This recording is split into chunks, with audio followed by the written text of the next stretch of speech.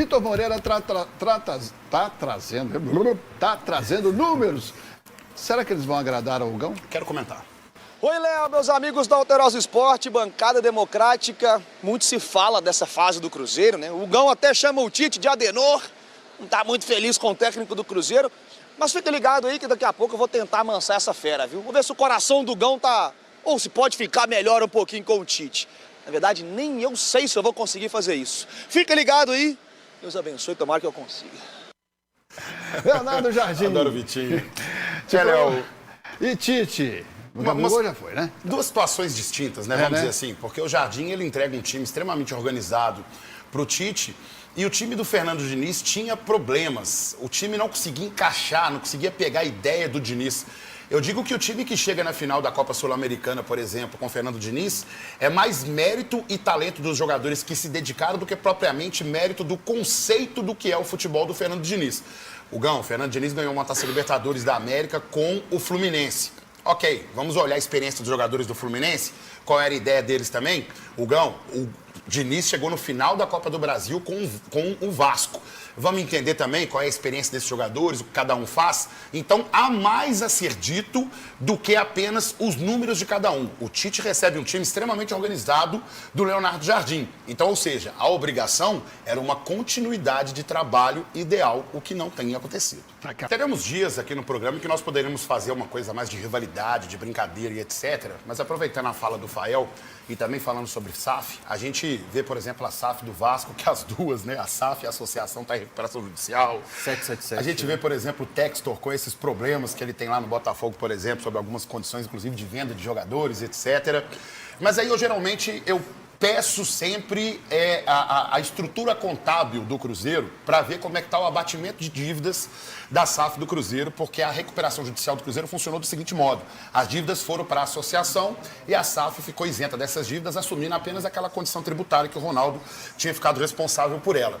E tenho visto um abatimento de dívidas de forma considerável, mesmo com o aporte financeiro do Pedro Lourenço, porque quando você coloca capital, esse capital, mesmo entrando como entrada, ele tem que voltar para o seu investidor dessa forma. Se ele tem essa capacidade financeira, ele faz isso. E esse abatimento tem acontecido. Você vai ver sempre em vários lugares o Mano Menezes reclamando, por exemplo, que ainda não recebeu por causa de deságio, jogadores com salários altíssimos e astronômicos jogavam no Cruzeiro que foram para a última fila, mas o Cruzeiro priorizou pagar os funcionários, por exemplo, que tinham lá as suas dívidas, por exemplo, gente que cortava grama, a moça do cafezinho, por exemplo, funcionários normais nessa condição, inclusive também as dívidas bancárias. No Cruzeiro, você vê prazos e eles estão sendo cumpridos até aqui, pelo menos pelo que me passaram. É isso que o Fael está falando ali, que precisa ter um prazo para se pagar essas dívidas e o aporte para ser responsável, inclusive, para o abatimento para depois vir o investimento.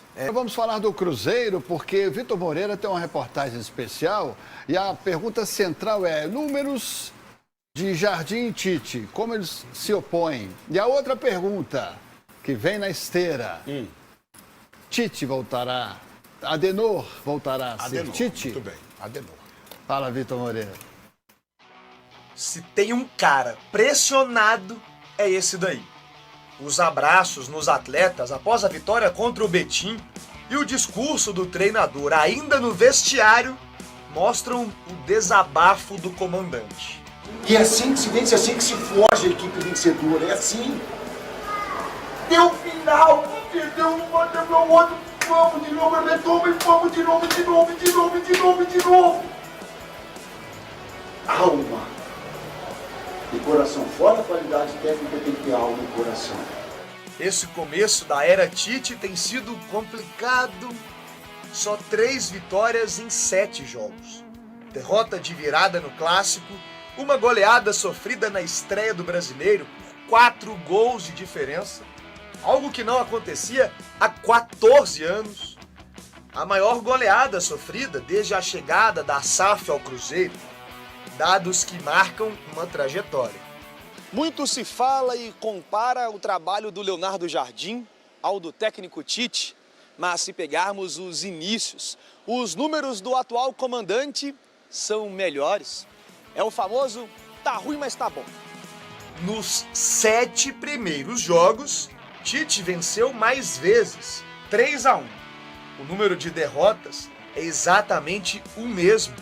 E a equipe fez mais gols e sofreu menos em relação à do Jardim. O que leva vantagem ao português é que o Cruzeiro precisava de menos finalizações para marcar, ou seja, não precisava muito da bola e nem de tantos chutes para ser mais efetivo. E a equipe tem que se forjar a essas adversidades.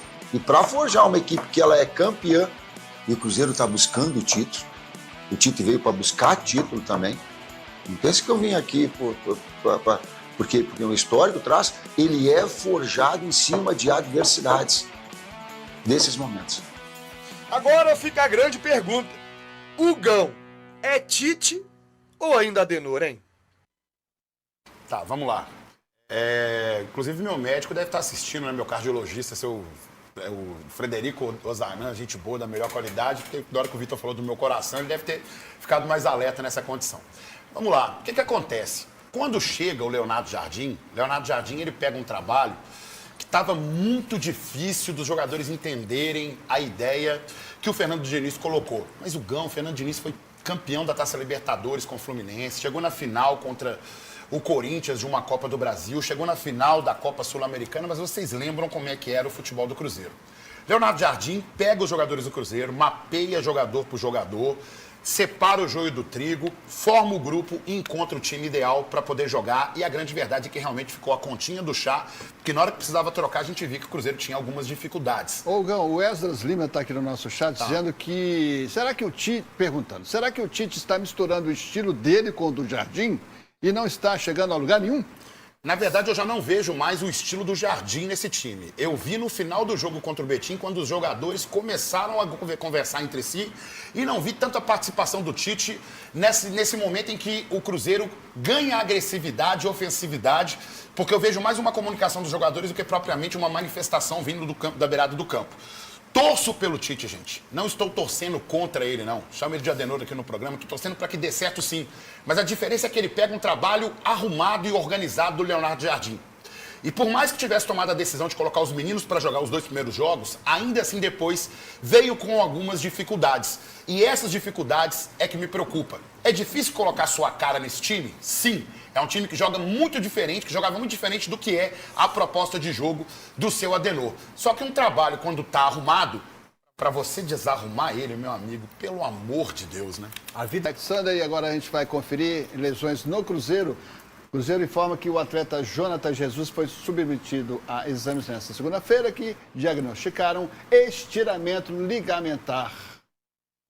Mas também é o tratamento conservador também, né, Leopoldo? Foi no momento desse chute aí que ele sentiu a lesão, né? O gol que até nem valeu. Não, esse né? na verdade é o Chico da Costa, né? Chico da Costa. A lesão do Chico da Costa foi muscular, ele pede para sair ali, sai logo em seguida, e depois que a gente tem aí também o problema com o Jonathan Jesus também, mas os dois com tratamento conservador. Nas imagens do Reinaldo Pereira, você confere aí o momento que ele sai mancando, sai de maca, né? E agora o Chico da Costa fica também um tempo... Mas não deve ficar tanto tempo parado, porque essa lesão assim, mais de estiramento assim, é um tratamento onde você trata mais com gelo, anti-inflamatório e tal. A lesão ligamentar é que realmente deixa a pessoa um tanto quanto mais preocupado, né? Que é o caso, por exemplo, como foi o caso do Jonathan Jesus. A imagem do Vitor Moreira, ele já aplicando gelo no intervalo, e a chuva descendo e o gelo ali. E ali realmente um gramado que não era nem um pouquinho fácil de jogar, entendeu? Mas, enfim... E agora o Jonathan Jesus... Tá rodando na internet, foi antes ou depois da lesão? Essa é a pergunta que não quer calar. Porque eu estou buscando essa informação também. Então, o Jonathan Jesus, agora Sim. a gente continua informando, estiramento ligamentar no joelho direito. Tratamento indicado para o caso também é conservador, Hugão. Também porque não teve ruptura, né? Em alguns casos também, como o Fael acabou falando do Alexander também, no caso de ruptura, muitas das vezes, dependendo de como for também, onde for o local, você não precisa também de fazer o tratamento cirúrgico, uma intervenção cirúrgica.